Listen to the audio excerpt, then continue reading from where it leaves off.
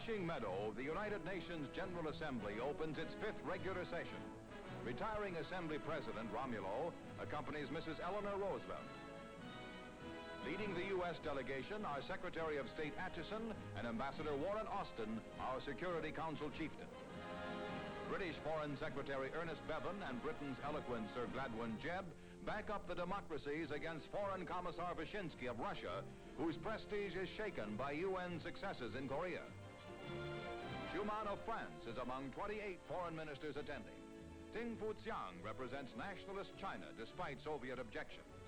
Delegates of 59 countries pour into the session, most crucial since the UN's founding. Britain's Bevin, long in poor health, is greeted by Wyszynski inside the Assembly chamber. World War II hero and fervent worker for peace, the Philippines' Carlos Romulo warns, "Today, we are gathered at a desperate hour to save the peace of the world."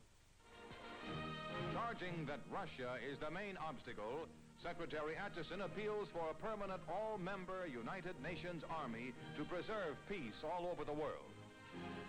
On Manhattan Island, New York City, a mighty monument to mankind's desire for that peace, the new skyscraper home of the United Nations, nears completion 6 months ahead of schedule.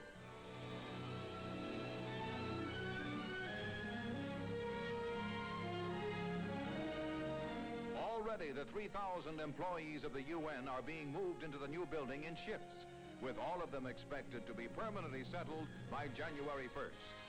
High above the busy streets of the world's greatest city, the organization which represents the world's greatest hopes for survival and freedom takes over in its permanent headquarters.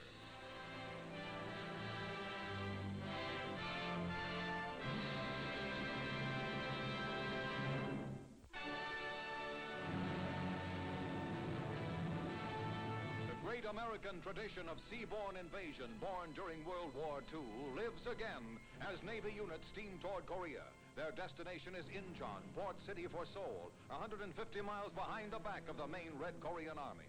Off Incheon, our guns open fire as other U.S. guns once did off Tarawa and Iwo Jima and Okinawa. The softening up process has begun. After waging a bitter holding battle for nearly 3 months, the United Nations are on the offensive in Korea.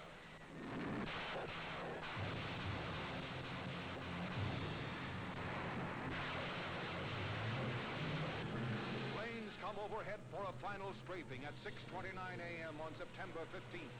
At 6:30 in the murk of morning, the first waves start for shore. In the dawn's early light, they climb up the 9.5-foot seawall. These are men of the 1st Division, United States Marines.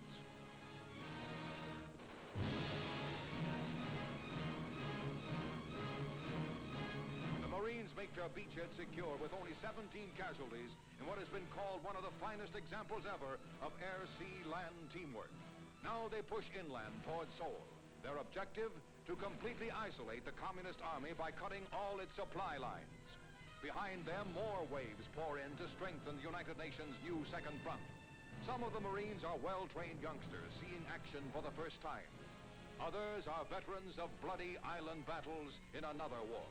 Together, they mop up the last remnants of opposition as UN forces in North and South begin to exert pressure on the nutcracker that is slowly closing on the Korean Reds.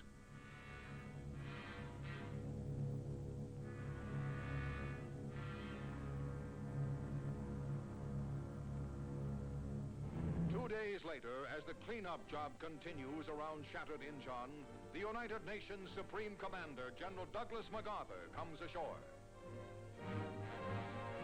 Despite warnings of snipers on the way, MacArthur moves up to the front lines along roads just cleared of the enemy, past a red tank put out of action just a short time before. Examining the work of the Marines, the general exclaimed, "That's a good sight for my old eyes." And the spectacle of Korean communists in defeat is a good sight for the free nations of the world.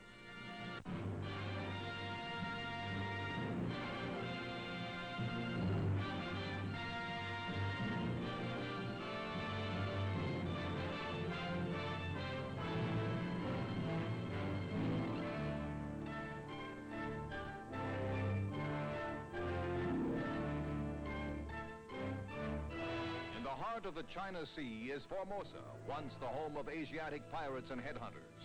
It is a hot, mountainous, leaf-shaped island about the size of Massachusetts and Connecticut combined. In 1895, the Japanese seized Formosa in their war with the old Chinese Empire. The island, one of the Japanese bases for the attack on Pearl Harbor in the Philippines, was seriously damaged by Allied bombings during the war. The population is mostly Chinese, 5 million of them, and 500,000 Japanese and native tribesmen. The flat, fertile 1/4 of Formosa supports the bulk of the population. At the end of the war, Formosa was restored to the Chinese. Now it is the last stronghold of Chiang Kai-shek and his nationalist government, driven from the mainland by Chinese communist armies. The Generalissimo and Madame Chiang, once the foremost personalities in Asia, stand at the head of a rejuvenated and strengthened, though all but exiled government. From Formosa, Chiang hopes to launch the attack that will drive out the communists. Chiang has an army of 750,000 soldiers and women's auxiliaries, now being licked into fighting shape by American-trained General Sun Li-Zhen.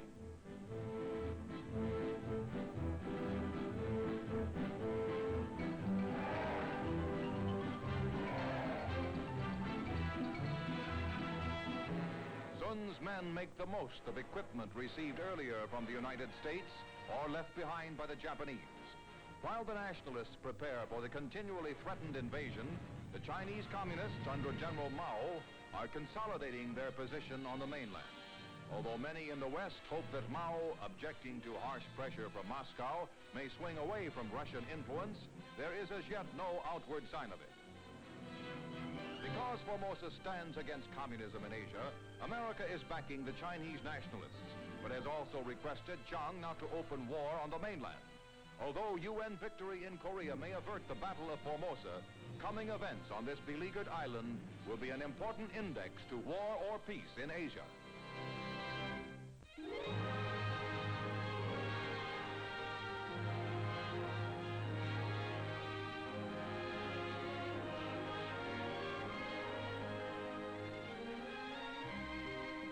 In the Egyptian Red Sea Peninsula of Sinai, where hallowed belief says that Moses received the Ten Commandments, is the ancient monastery of St. Catherine, whose Greek Orthodox monks follow an austere and penitential life, unchanged since the days of the Desert Fathers. In their library are thousands of rare handwritten documents, many of them unread for centuries. Some of them are believed to be portions of sacred scriptures long lost to the world. Now, American experts in their study of these revered manuscripts are examining and photographing one by one 2 million parchment pages in Hebrew, Greek, Latin, Arabic, Aramaic, and other ancient languages. Because of the monks' care, many pages are as fresh and clear as the day they were written. Among the many treasures is a scroll the monks believe is in the hand of the Prophet Mohammed. It is documents like this which American scientists are rescuing from the obscurity of the centuries.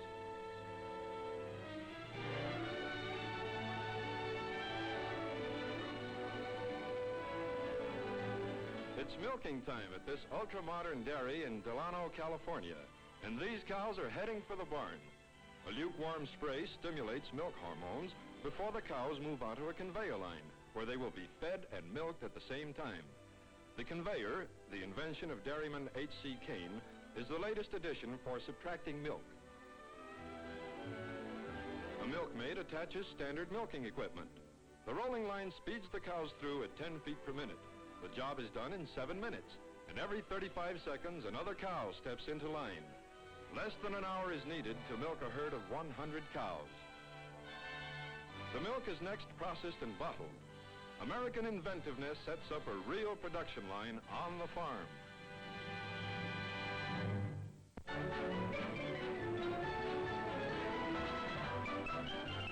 At the annual soap sculpture contest, carvers from 6 to 86 give a demonstration of their craft. White soap is the medium. It's inexpensive and easily handled and offers an excellent opportunity to translate artistic ideas into actuality. Soap sculpture now has an estimated 250,000 practitioners, many of whom proceed to more complicated materials. Top carvings in each class, junior, senior, and advanced, are picked by the judges. The winners in the competition, which attracted 5,000 entries, are The Wrestlers by Donald Stewart of Dorchester, Massachusetts, Ferdinand by Jack Pinnell of Columbus, Ohio, and Insomnia by Leo Storch of Long Beach, New York. Soap sculpture proves an age-old question. It was the chicken that came first.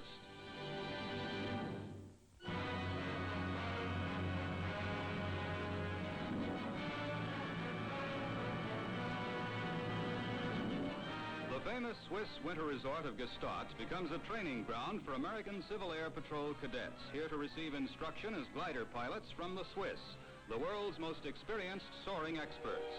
A Swiss instructor goes along, but it's the cadets who handle the controls. The gliders are towed to 2,000 feet before being cut loose to soar on the same west winds which in winter sweep skiing snows into the picturesque valley. The course is part of an exchange agreement under which European cadets get air training in America. It developed from a visit General Spots made after the war to apologize for the accidental bombing of 2 Swiss towns. So war's ill wind now blows gliders to happy landing.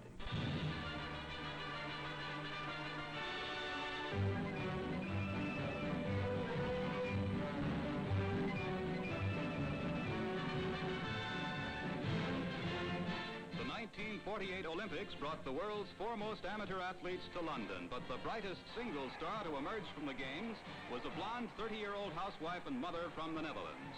Here in the 200-meter dash, Mrs. Fanny Blankers-Koen shows her startling speed as she comes from behind to win. No woman had ever before won more than 2 gold medals at the Olympics. Fanny Blankers-Koen won 4. After the Games, the modest housewife returned to Amsterdam. Riding with her husband and 2 children, she received a greater ovation than her countrymen gave either Eisenhower or Churchill. Mrs. Fanny Blankers-Koen visited Australia in 1949. At Melbourne, the slow-motion camera analyzes her style in the 80-meter hurdles. Her remarkable yet relaxed muscular development is obvious as she flies over the obstacles. In the run to the tape, notice the startlingly powerful leg drive. In the high jump, Mrs. Blankers-Koen shows fine style as she soars over the bar with apparently effortless ease. This jump is 4 feet 11 inches. Australia was quick to applaud the outstanding Mrs. Blankers-Koen. Later in '49, the Olympic champion made a notable U.S. debut at the Los Angeles Coliseum. As anchor runner of the Glendale team in the 440 relay, she got started 15 yards behind, but watch her come. Fanny Blankers-Koen whips past her rival as America gets a fleeting glimpse of a remarkable athlete. The latest chapter in Mrs. Blankers-Koen's amazing career occurred recently at the European Track Championships in Brussels. Holland's flying housewife takes the 110-meter hurdles in her stride and equals the world record while doing it. In the 100-meter dash, Fanny Blankers-Koen gets off to a slow start, then suddenly everybody else in the race seems to be standing still as Fanny speeds to the finish line to remain the world's swiftest woman.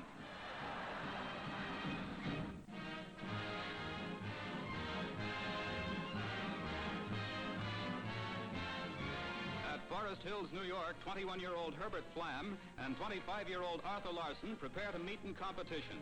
The prize is the men's singles national amateur tennis championship. Herbert Flam serves. He's an agile player with much endurance, but Arthur Larson, fighting to become the first left-handed player to win the title in 20 years, takes this point. Larson serves. His strongest assets are his service, his lobs, and his passing shots. Flam relies on the volley and smash. Larson's strategy wins this point, but it's a tough, evenly matched battle all the way. Flam serves. After losing the first set, he takes the second and third.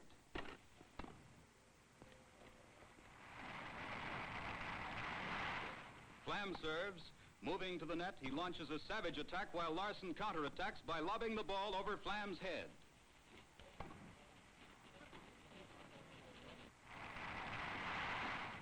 Flam serves. Flam is kept hopping all over the court by Larson. His technique pays off, and after trailing 2-1, Larson goes ahead. Larson serves on match point. The Larson lob lands on the baseline, and the long match is over. The crowd cheers two game competitors as Arthur Larson, who handled a Tommy gun in World War II, sharpshoots his way to the National Amateur Tennis crown.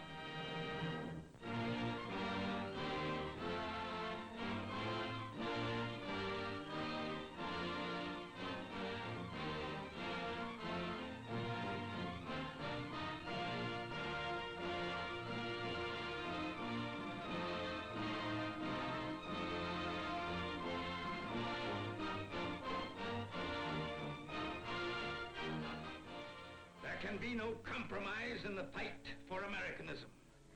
I am confident that our people will work hand in hand with any public man who in good faith does all that is possible to see that the United States so conducts herself as a nation as to conserve the honor, the institutions, and the peaceful welfare of her own citizens.